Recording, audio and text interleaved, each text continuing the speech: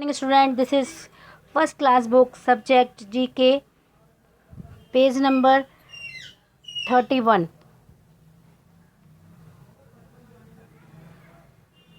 Sound of animals.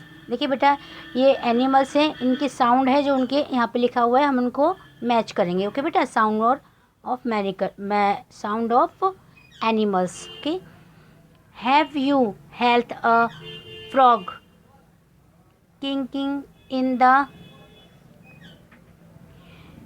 rain or the birds keeping early in the morning.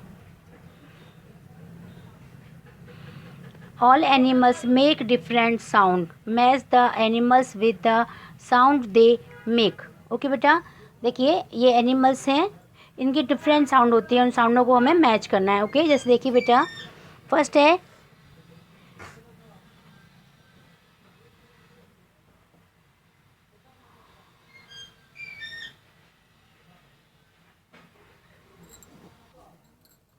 देखिए बेटा, ये है लायन, इसका क्या होगा?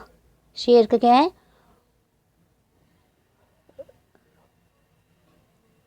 रोआ। कैट का म्याऊ। काव का मो। बकरी का बिल्ट। डॉग का बार्क। डक का क्वैक। ओके स्टूडेंट्स, इसी प्रकार से आपको ये करना है। ये आपकी रिवीजन की वीडियो स्टूडेंट्स, इसको लाइक शेयर ज़रूर करें। ओके।